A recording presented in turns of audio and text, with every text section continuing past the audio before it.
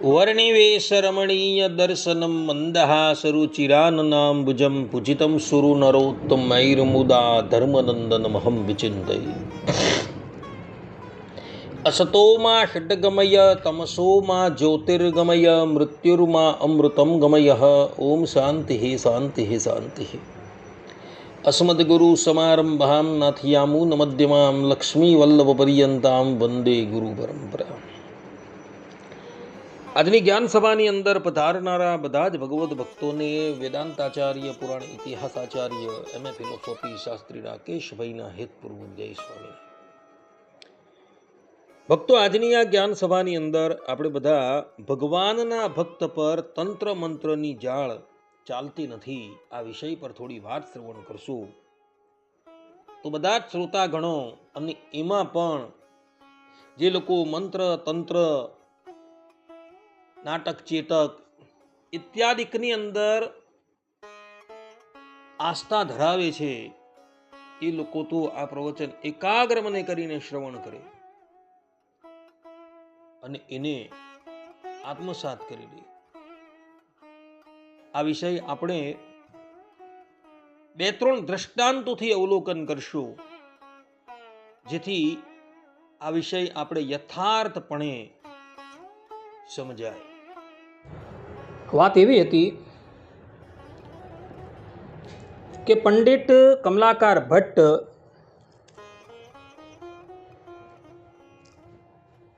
મધ્વ સંપ્રદાયના એક અગ્રગણ્ય વિદ્વાન હતા.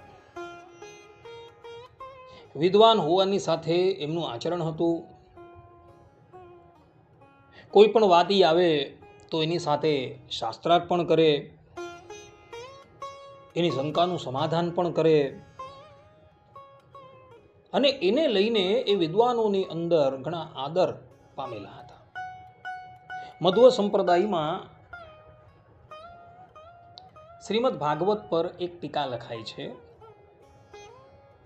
જેનો વિદ્વાનોની અંદર ઘણો આદર છે. જે ટીકાનું નામ છે શ્રી વિજય ધ્વજી ટીકા. અને કમલાકાર ભટ્ટજી એ ટીકાની ઉપર ઘણું પ્રભુત્વ ધરાવતા હતા.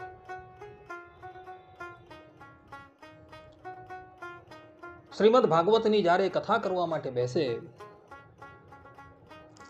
ત્યારે એ વિજય ધ્વજી ટીકાનો જ આશ્રય લઈને એ કથા કરે અને એને લઈને શ્રોતાઓને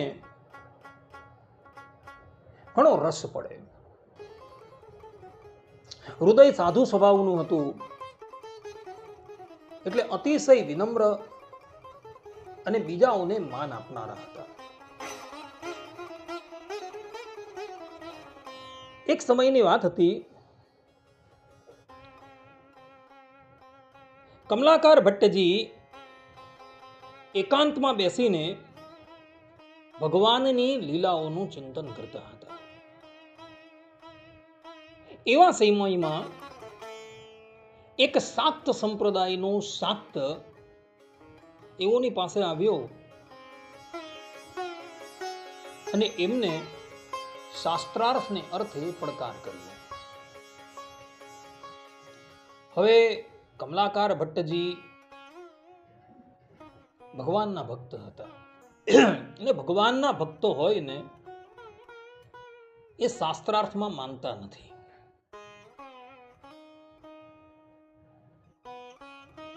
જીવ ગોસ્વામીના જીવનનો એક પ્રસંગ છે. જીવ ગોસ્વામી પ્રાય વૃંદાવનની અંદર જ રહેતા હતા.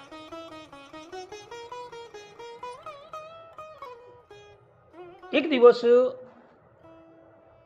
એક ઇતર સંપ્રદાયનો વ્યક્તિ એમની પાસે આવ્યો અને જીવ ગોસ્વામીને કહ્યું કે આચાર્ય, મારે તમારી સાથે શાસ્ત્રાર્થ કરવો છે.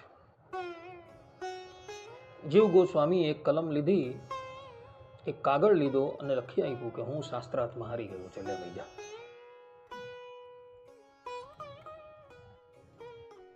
આપણે લખીને એને આપી દીધું અને પેલો ફૂલાતો ફૂલાતો જતો હતો. ત્યાં જીવ ગોસ્વામીના શિષ્યને ખબર પડી એક વ્યક્તિ મારા ગુરુદેવની સાથે શાસ્ત્રાર્થ કરવા માટે આવેલો હતો, પરંતુ ગુરુદેવે એવું લખીને આપી દીધું કે હું શાસ્ત્રાર્થમાં હારી ગયો. અને કાગળ લઈને પેલો ફૂલાતો ચાલ્યો ગયો. જીવ ગોસ્વામીના શિષ્ય એનો પીછો કર્યો, એને પકડો અને કીધું કે મારા ગુરુદેવ વતી હું શાસ્ત્રાર્થ કરવા તારી સાથે આવેલો, મારી સાથે શાસ્ત્રાર્થ કર. બંને જણા શાસ્ત્રાર્થ કરવા માટે બેઠા અને જીવ ગોસ્વામીના શિષ્યએ પેલાને હરાવી દીધો અને કહ્યું કે લખીને આપ. અને પેલાએ લખીને આપી પણ દીધું કે હું શાસ્ત્રાર્થમાં હારી ગયો. અને એ કાગળ લઈને જીવ ગોસ્વામીનો શિષ્ય જીવ ગોસ્વામીની પાસે આવે છે અને કહે છે કે ગુરુદેવ, પેલો અહીં જે આવેલો હતો ને, મેં એને શાસ્ત્રાર્થની અંદર હરાવી દીધો અને એની પાસે લખાણ પણ કરાવી દીધું. જો આવ્યું. જીવ ગોસ્વામીએ એ લખાણ લીધું ને લખાણ ફાડી નાખ્યું અને કહ્યું કે આજથી હું તારો ત્યાગ કરું છું, તો એથી ચાલ્યો જા. ત્યારે શિષ્ય બોલ્યો કે ગુરુદેવ, મારો શું વાંક? એમ કે તારો વાંક એ છે કે તારી હજુ ભગવત દ્રષ્ટિ થઈ નથી. ભગવાનના ભક્ત તો પોતાની સાથે જે સ્પર્ધા કરવા માટે આવેલો હોય તેની અંદર પણ ભગવાનના દર્શન કરતા હોય. શું તું એમ સમજે છે કે હું એની સાથે શાસ્ત્રાર્થ ન કરી શકતો હતો? હું એને શાસ્ત્રાર્થ કરીને હરાવી શકતો હતો, પરંતુ ભગવાનના ભક્તો શાસ્ત્રાર્થમાં માનતા નથી. દેવર્ષિ નારદે નારદ ભક્તિ સૂત્રની અંદર આ વાત લખેલી છે કે ભગવાનના ભક્તો શાસ્ત્રાર્થની અંદર માનતા નથી ક્યારે. માટે તું અત્યારે ને અત્યારે મારો ત્યાગ કરીને ચાલ્યો જા. અને જીવ ગોસ્વામી એનો ત્યાગ કરી દીધો. તે જ પ્રમાણે કમલાકાર ભટ્ટની પાસે પણ પેલો જે શાક્ત શાસ્ત્રાર્થ કરવા માટે આવ્યો, સર્વપ્રથમ તો કમલાકાર ભટ્ટે એને મનાઈ કરી. પરંતુ એ શાક્ત જ્યારે જીદ પકડીને બેઠો એટલે કમલાકાર ભટ્ટ શાસ્ત્રાર્થ કરવા માટે તૈયાર થયા અને અનેકો યુક્તિઓ દ્વારા પેલાના મતનું ખંડન કરી દીધું. આણે કીધું કે કઈ વાંધો નહીં, આજે આપણે આ શાસ્ત્રાર્થ જે છે એ મોકૂફ રાખીએ છીએ. હું કાલે આવીશ અને પુનઃ શાસ્ત્રાર્થનો પ્રારંભ કરશું. પેલો વ્યક્તિ પોતાના ઉતારે આવ્યો અને એ જે દેવીની આરાધના કરતો હતો એનું એને ધ્યાન કર્યું. એટલે પેલી દેવી પ્રગટ થઈ અને એ શાક્ત દેવી પ્રત્યે બોલ્યું કે ગઈકાલે હું કમલાકાર ભટ્ટની સાથે શાસ્ત્રાર્થ કરતો હતો, તો એ શાસ્ત્રાર્થમાં તમે મારી સહાય કેમ ન કરી?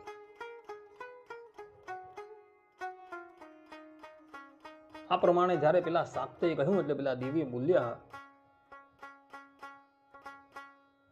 કે જો ભાઈ, કમલાકાર ભટ્ટ એ શ્રીમદ નારાયણના અનન્ય ભક્ત છે અને ભગવાનના ભક્ત પર માયાની કોઈ દાળ ઘડતી નથી.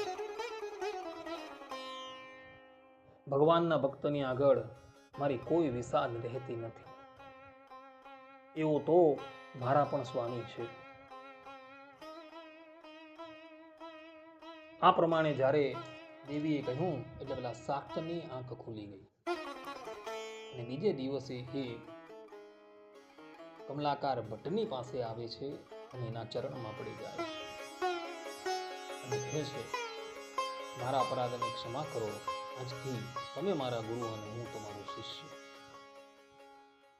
એણે મધ્વ સંપ્રદાયની દીક્ષા લઈ લીધી અને એ ભગવાનનો ભક્ત થઈ ગયો. જે પણ કોઈક વ્યક્તિ ભગવાનનો અનન્ય ભક્ત હોય છે ને, એની સામું કોઈ મંત્ર છે, જંત્ર છે, તંત્ર છે, કોઈ મેલી વિદ્યા છે, એ કોઈ પણ પ્રભાવ બતાવી શકતું નથી. વિષ્ણુ પુરાણમાં અને શ્રીમદ ભાગવતમાં પ્રહલાદજીનું ચરિત્ર આવે છે.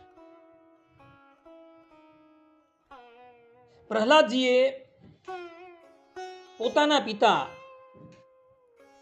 ત્રિલોક વિજેતા હિરણ્યકશિપુને ભગવાન માનવાની સ્પષ્ટ રૂપે મનાઈ કરી દીધી અને એને લઈને હિરણ્યકશિપુએ પ્રહલાદજીને મારવાને અર્થે અનેકો ઉપાય કર્યા. પ્રહલાદજીએ કોઈ પ્રતિકાર કરેલો ન હતો. એણે ભગવાનને પણ પુકારેલા ન હતા, પરંતુ ભગવાન સ્વયં જ આવી એની રક્ષા કરી જતા હતા. એક વખત હિરણ્યકશિપુના કહેવાથી હિરણ્યકશિપુના જ સેવક શંબરાસુરે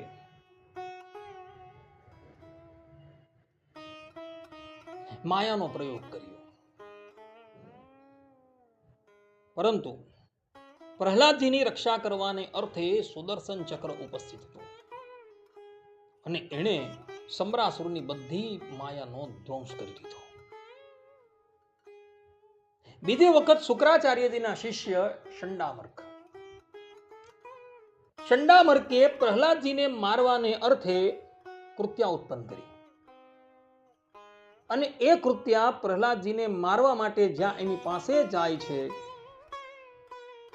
તો પ્રહલાદજીનું તેજ અને સુદર્શન ચક્રનું તેજ જોઈને પેલી કૃત્યા ત્યાંથી ભાગે છે અને જઈને સંદામર્કનો જ ઘાત કરી નાખે છે.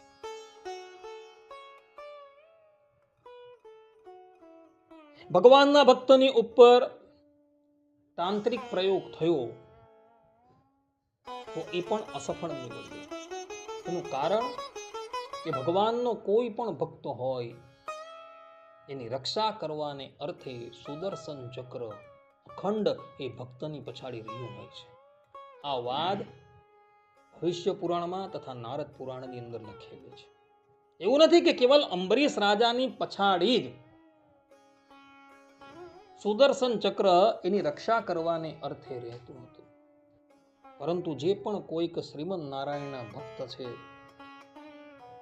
એની પછાડી સુદર્શન ચક્ર એની રક્ષા કરવાને માટે રહે છે. સ્વામિનારાયણ સંપ્રદાયમાં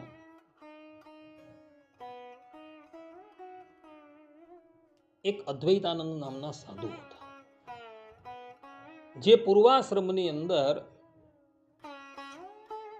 મગની નામના નામથી ઓળખાતા હતા. દેવીવાલા મગની રામ, આજે પણ સ્વામિનારાયણ સંપ્રદાયમાં એ જ નામથી એ ઓળખાય છે. હવે આ દેવીવાળા મગની રામ સમજતા થયા એટલે એને સંસાર પરથી વૈરાગ્ય આવી ગયો અને એણે મનમાં વિચાર્યું કે મારે તો ભગવાન ભજવા છે. ઘર બાર સંપત્તિ ઇત્યાદિનો ત્યાગ કરીને એ તીર્થાટન કરવા માટે નીકળી ગયા. એના મનની અંદર એવું હતું કે કોઈ સાચા ગુરુ મને પ્રાપ્ત થઈ જાય તો હું મારો જીવ એને આપી દઉં અને મારું શ્રેય કરી લઉં. ફરતા ફરતા એક ગામની અંદર આવ્યા. એક ગામની અંદર એક પંડિતજી રહેતા હતા. પંડિતજીની પાસે ઘણા વર્ષો સુધી રહી એણે વિદ્યાનું અધ્યયન કર્યું. મગનીરામ સાધુ સ્વભાવના હતા, સદગુણી હતા. એટલે પેલા પંડિતજીના મનની અંદર વિચાર આવ્યો કે મારી બે કન્યા છે, બંને કન્યાના લગ્ન મગનીરામની સાથે કરી દઉં. પરંતુ મગનીરામે કહ્યું કે ગુરુદેવ, મારે તો ભગવાનની પ્રાપ્તિ કરવી છે ને આ બધું તો માયા છે, મારે આનું શું કામ? આમ કહીને એ ગુરુદેવને વંદન કરીને ત્યાંથી નીકળી ગયા. જંગલમાં જાય છે અને દેવી સરસ્વતીની આરાધના કરે છે ને સરસ્વતી દેવી હાજરા હજુર એની પાસે આવી ઉપસ્થિત અને એને વચન આપે છે કે તું મને જ્યારે પણ પોકારશે ત્યારે હું આવીને ઉપસ્થિત થઈશ. ભગવાનના ભક્તો સિદ્ધિમાં માનતા નથી, પરંતુ મનુષ્યની પાસે કંઈક સિદ્ધિ આવી જાય ને ત્યારે એ ઉચ્છૃંખલ થઈ જાય છે. દેવી વાળા મગની રામ પણ એવા થઈ ગયા. સરસ્વતી દેવી હાજરા હજુર થઈ ગયા પછી તો એ સરસ્વતીની કૃપાથી દેવી વાલા મગની રામ લોકોને ચમત્કાર બતલાવવા લાગ્યા અને ચમત્કાર બતલાવી લોકોની પાસેથી ધન ભેગું કરવા લાગ્યા. અને જો ધન ન આપે તો પેલા સામેવાળાનું અનિષ્ટ કરી નાખે. એક દિવસ ભાવનગર આવ્યા અને વજયસિંહ દરબારને કહે છે કે 5,000 રૂપિયાની સોનામોર આપો, અન્યથા તમારા રાજ્યને હતું ન હતું કરી દેવા. વજયસિંહ દરબાર કહે છે કે 5,000 રૂપિયાની સોના મોહર તને આપી દઉં છું, પરંતુ તારામાં તાકાત હોય ને તો અહીંથી સૌરાષ્ટ્રમાં આવેલ લોએજપુર જા અને ત્યાં ભગવાન સ્વામિનારાયણ બિરાજમાન છે. જો તું એને હરાવી દેશે ને તો તું 5ની તું કહેશે એટલું ધન તને આપા. અને ભગવાન સ્વામિનારાયણનું નામ સાંભળી મગની રામ લોએજ ગામ આવે છે અને ત્યાં આવી એ પોતાની શક્તિનો પરિચય ભગવાન શ્રી હરિની સન્મુખ કરે છે. પરંતુ પરમાત્માની અગાડી શું ચાલે? અનેકો પ્રયોગ કરવા છતાં પણ કઈ થયું નહીં. અંતે રાત્રિને વિશે સરસ્વતી દેવીને પ્રસન્ન કર્યા અને સરસ્વતી દેવી એની સન્મુખ પ્રગટ થયા અને એને ધંધોળ્યો કે મગની રામ, તે ઘર બારનો શા માટે ત્યાગ કરેલો હતો? તે ભગવાનની પ્રાપ્તિને અર્થે ઘર બારનો ત્યાગ કરેલો હતો. તારા ગુરુ પોતાની 2 કન્યા, પોતાનું સર્વસ્વ તને આપવા માટે તૈયાર થઈ ગયા હતા, છતાં પણ તેને તૃણવત માની એનો ત્યાગ કરી દીધેલો અને આ સિદ્ધિની અંદર ફસાઈ ગયો. અને સિદ્ધિ કોની સામું તું એ કરે? ભગવાનની સામું કરે છે. જા, તારા જીવનું કલ્યાણ કરવું હોય તો એની પાસે જા, એના શરણની અંદર જા તો તારો ઉદ્ધાર થાય. આટલું કહી એવી સરસ્વતી અંતર્ધાન થઈ ગયા અને પછી મગની રામ ભગવાન શ્રી હરિના ચરણાર વિંદરની અંદર જાય છે, ભગવાનનો આશરો કરે છે અને પરમહંસની દીક્ષા સ્વીકારે છે. એટલે ભગવાન કે ભગવાનના ભક્તની ઉપર તમે મંત્ર છે, જંત્ર છે, તંત્ર છે, એની ક્રિયા કરવા માટે જાઓ તો સફળ ન થાઓ ક્યારે.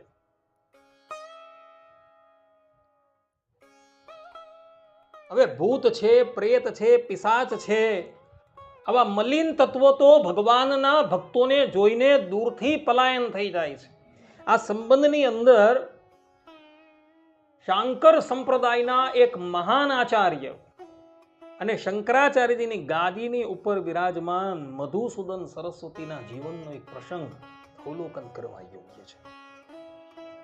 મધુસૂદન સરસ્વતી બહુધા કાશીની અંદર જ રહેતા હતા. આ કાશીમાં રહીને એ ભગવાનની આરાધના કરતા હતા. એક દિવસ એણે જોયું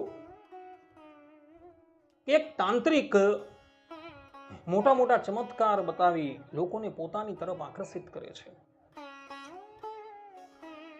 આપણે પણ આવી સિદ્ધિ પ્રાપ્ત થાય તો કેવું સારું. મધુસૂદન સરસ્વતી તાંત્રિકની પાસે જાય છે અને તાંત્રિકને કહે છે કે ભાઈ, તું આ સિદ્ધિ કેવી રીતના પ્રાપ્ત કરતો હતો? અમારે પણ આ સિદ્ધિ મેળવવી છે. પેલો તાંત્રિક કહે છે કે મહાત્મા, તમે તો એક મહાન ભગવત ભક્ત છો, ભગવાનની આરાધના કરો છો, આ મંત્ર તંત્રના ચક્કરમાં તમે ક્યાં પડવાની વાત કરો છો? મધુસૂદન સરસ્વતી કહે કે નહીં ભાઈ, મારે પણ આ તંત્ર વિદ્યા શીખવી છે, તો તું મને આ તંત્ર વિદ્યા શીખવાડ. ત્યારે પેલો જે તાંત્રિક હોય છે ને, એ તાંત્રિક મધુસૂદન સરસ્વતીને કહે છે કે અમે એક પ્રેતની આરાધના કરેલી છે અને પ્રેતને સિદ્ધ કરેલો છે, એટલે હું જ્યારે પણ કોઈક ચમત્કાર બતાવું તો એ બધું કાર્ય પ્રેત કરી જતો હોય છે. હું તમને મંત્ર બતાવું છું, એ મંત્રનો તમે જાપ કરશો તો એક જ દિવસની અંદર તમારી એ સાધના પૂર્ણ થઈ જશે અને પ્રેત તમને વશ થઈ જાય. પછી મારી જેમ તમે પણ આવી રીતના ચમત્કાર બતાવી શકશો. પેલા તાંત્રિકે મધુસૂદન સરસ્વતીને મંત્ર આપ્યો અને મધુસૂદન સરસ્વતી એનો જાપ કરવા લાગ્યા. એક દિવસ જાપ કર્યો, 2 દિવસ જાપ કર્યો, 3 દિવસ જાપ કર્યો, પરંતુ પેલો પ્રેત આવ્યો નહીં. મધુસૂદન સરસ્વતી વિચાર કરે કે વળી આ શું છે? પેલાએ તો કીધેલું કે એક જ દિવસની અંદર બધું સિદ્ધ થઈ જશે, પરંતુ 3 દિવસ થયા છતાં પણ પેલા પ્રેતના કોઈ દર્શન નથી થતા. એટલે મધુસૂદન સરસ્વતી ચોથે દિવસે એક તાંત્રિકની પાસે ગયા અને એના પ્રત્યે બોલ્યા કે ભાઈ, તું તો એમ કહેતો તો એક જ દિવસની અંદર મારી સાધના સિદ્ધ થઈ જાય. 3 દિવસ પર્યંત સતત મેં જાપ કર્યા, પરંતુ પેલો પ્રેત દેખાતો જ નથી. એટલે પેલા તાંત્રિકે કહ્યું કે મહાત્મા, એક કામ કરો, આજે રાતના એ પ્રેતને હું પૂછી લઉં છું કે 3 દિવસ પર્યંત આરાધના કરવા છતાં તું એની પાસે ગયો કેમ નહીં? કાલે તમે આવજો એટલે હું તમને ઉત્તર આપીશ. મધુસૂદન સરસ્વતી કે ભલે. એ દિવસે રાતના પેલા તાંત્રિકે પેલા પ્રેતને પોતાની પાસે બોલાવ્યો અને કહ્યું કે ભાઈ, મધુસૂદન સરસ્વતી તારી આરાધના કરે છે છતાં પણ તું એની પાસે કેમ જતો નથી? આજે 3 દિવસ પર્યંત એને આરાધના કરી, આમ તો તું એક જ દિવસમાં સિદ્ધ થઈ જાય છે. 3 દિવસ થઈ ગયા છતાં પણ તું એની પાસે જતો નથી. ત્યારે પેલો પ્રેત બોલ્યો કે ભાઈ, હું મધુસૂદન સરસ્વતીની પાસે જાઉં છું, પરંતુ એની પાસે જાઉં છું ને ત્યાં દૂરથી જ મને એની પછાડથી સુદર્શન ચક્રના દર્શન થાય છે. મધુસૂદન સરસ્વતી ભગવાનના ભક્ત છે અને એની રક્ષા કરવાને અર્થે સુદર્શન ચક્ર છે. મધુસૂદન સરસ્વતીને સુદર્શન ચક્ર દેખાતું નથી, પરંતુ મને દેખાય છે અને એના તાપથી હું ભાગી જાઉં છું. આ પ્રમાણે જ્યારે પેલા પ્રેતે કહ્યું ને, એટલે બીજે દિવસે મધુસૂદન સરસ્વતી પેલા તાંત્રિકની પાસે ગયા. ત્યારે પેલા તાંત્રિકે એને કહ્યું કે ભાઈ, આ પ્રેતની સાધના કરવાના ચક્કરમાંથી તમે વિરામ પામો. 3 દિવસ પર્યંત પ્રેત તમારી પાસે આવેલો હતો, પરંતુ તમારી રક્ષા કરવાને અર્થે સુદર્શન ચક્ર ભગવાને મૂકેલો છે. દરેક ભગવત ભક્તની રક્ષા કરવાને અર્થે સુદર્શન ચક્ર હાજરા હજુર રહેતું હોય છે. તમે પણ ભગવાનના ભક્તો છો, તો તમારી રક્ષા કરવાને અર્થે પણ ભગવાને સુદર્શન ચક્ર નિયુક્ત કરેલું છે. એ પ્રેત તમારી પાસે આવે છે ને, તો તમને જોઈને જે ત્યાંથી ભાગી જાય છે. માટે આ ચક્કરમાંથી મુકાઈને શાંતિથી ભગવાનની આરાધના કરો. કહેવાનું તાત્પર્ય એ છે કે જે ભગવાનના ભક્તો હોય એની પાસે મલિન તત્વો ક્યારેય પણ આવતા નથી. એના પર જંત્ર છે, મંત્ર છે, મંત્રેલી વસ્તુ પણ જો કદાચ ફેંકવામાં આવે ને તો પણ એ પ્રભાવહીન થઈ જાય છે. આ સંપ્રદાયમાં એટલે કે સ્વામિનારાયણ સંપ્રદાયમાં આ સંબંધમાં એક ઘટના બની છે. ભગવાન સ્વામિનારાયણ ગઢપુરમાં બિરાજમાન હતા. તે સભાની અંદર એક ભગવત ભક્ત બેઠેલા હતા. ભગવાન સ્વામિનારાયણે કહ્યું કે આપણે તુલસીની કંઠી બનાવડાવવી છે અને એને માટે લાકડાની જરૂર છે. અમે સાંભળ્યું છે કે સુરતની અંદર તુલસીના લાકડા ઘણા મળે છે, તો તમે ત્યાં જાઓ અને તુલસીના લાકડા લેતા આવો. પેલા ભક્તોએ કહ્યું કે ભલે પ્રભુ, તમારી જેવી આજ્ઞા. અને તે વખતે જલ માર્ગ બહુ સુગમ પડતો હતો. એટલે પેલા ભક્ત દુર્ગપુરથી અર્થાત કે ગઢપુરથી ભાવનગર આવ્યા અને ત્યાંથી વહાણમાં બેઠા અને સુરત તરફ આવવા માટે નીકળ્યા.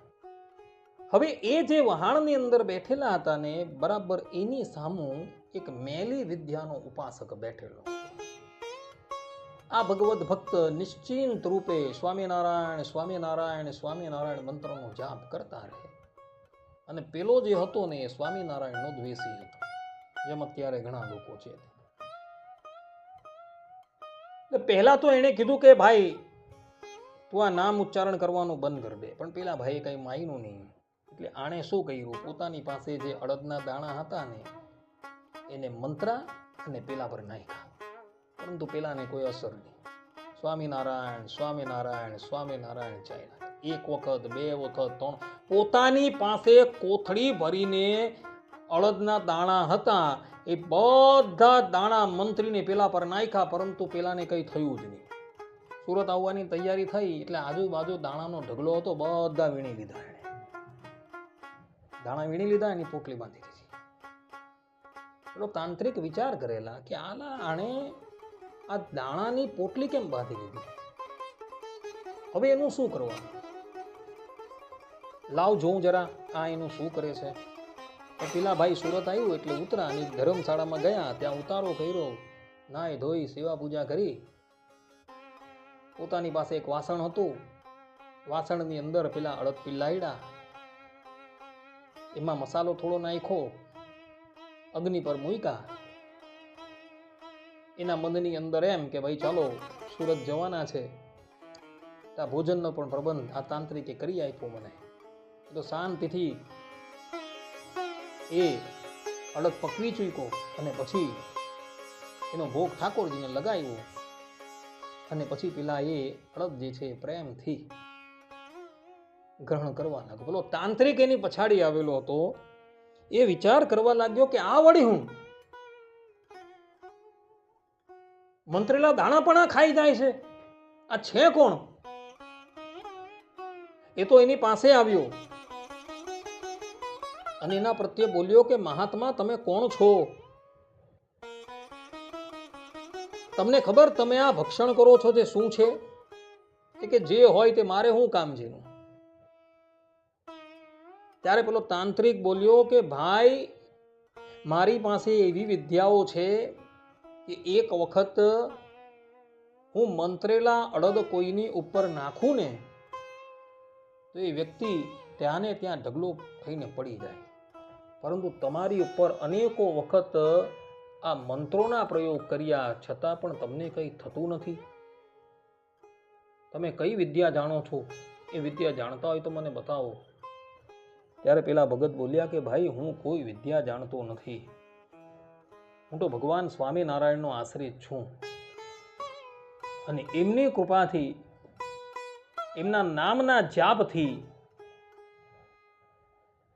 મારી રક્ષા મારા ભગવાન કરે છે.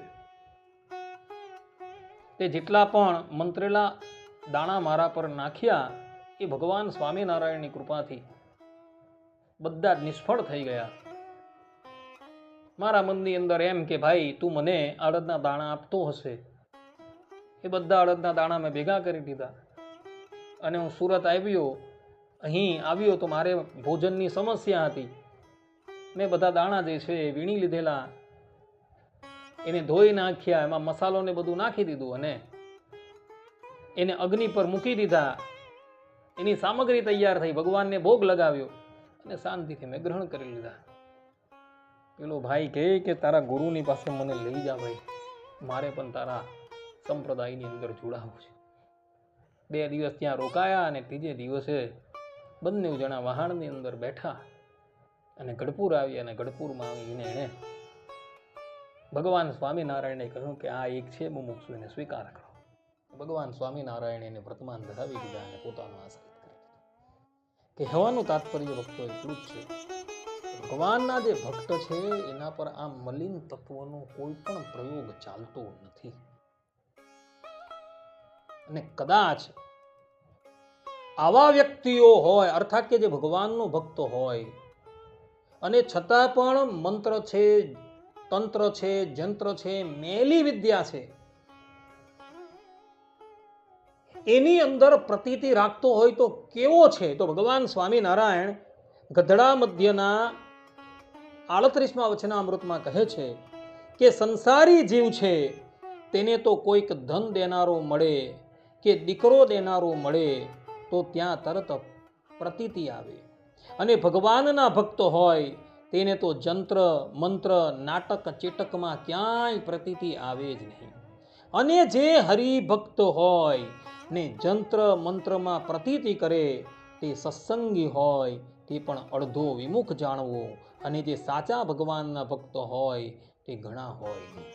યથાર્થપણે જે ભગવાનના ભક્તો હોય એ વધારે હોતા નથી.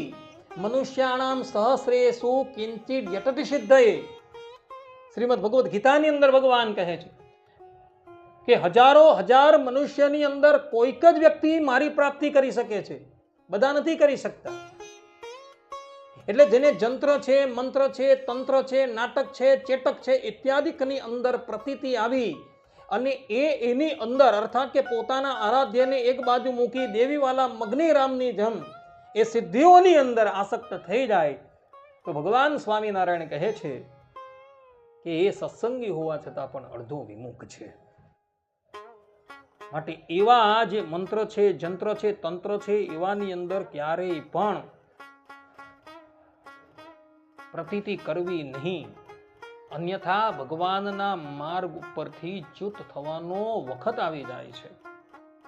ભગવાન સ્વામિનારાયણ ગદડા મધ્યના 66માં વચનામૃતમાં મુક્તાનંદ સ્વામીના પૂછવાથી કહે છે, મુક્તાનંદ સ્વામી જે ભગવાન સ્વામિનારાયણના અનન્ય શિષ્ય હતા, એ મુક્તાનંદ સ્વામીને ભગવાન સ્વામિનારાયણ પ્રશ્ન કરે છે કે ભગવાનને યથાર્થ જાણ્યા હોય ને ભગવાન તો કાંઈ ચમત્કાર ન દેખાડતા હોય ને બીજા જે મંત્ર જંત્રવાળા હોય તે તો પરચો દેખાડતા હોય, તેને દેખીને ભગવાનનો ભક્તો હોય તેનું મન ભગવાનમાંથી કાંઈ ડગે કે ન ડગે. પછી મુક્તાનંદ સ્વામીએ કહ્યું, જે હે મહારાજ, જેને ભગવાનનો યથાર્થ નિશ્ચય હોય તેને તો ભગવાન વિના બીજે ક્યાંય પ્રતીતિ આવે જ નહીં, અને જો બીજે ઠેકાણે પ્રતીતિ આવી તો તેને ભગવાનનો નિશ્ચય જ નથી. એ તો ગુણ બુદ્ધિ વાળો હરિભક્ત કહેવાય, પણ યથાર્થ ભગવાનનો ભક્ત ન કહેવાય. પછી શ્રીજી મહારાજ બોલ્યા, એ જ એનો ઉત્તર છે. ભગવાનનો ભક્ત હોય અને એને ભગવાન સિવાય અન્યની અંદર અર્થાત કે જે ચમત્કાર બતાવતો હોય એની અંદર પ્રતીતિ આવી ગઈ હોય તો એવા વ્યક્તિને ભગવાનનો નિશ્ચય છે જ. ભગવાન ક્યારેય કોઈ ચમત્કાર બતાવતા નથી. ધરાતલની ઉપર પણ આવે તો પણ એ પોતાનું ઐશ્વર્ય ગુપ્ત જ રાખતા હોય, કોઈ ઠેકાણે એ બતાવતા હોય. હવે એ પરમાત્માને જે લોકો જાણી ગયા એ તો એના આશ્રિત થઈ ગયા, પરંતુ કેટલાક લોકો એવા પણ છે કે ભગવાનને જાણે છે છતાં પણ અન્યની અંદર કંઈક ચમત્કાર જેવું દેખાય તો એ ભગવાનને મૂકીને એની અંદર જોડાઈ જાય.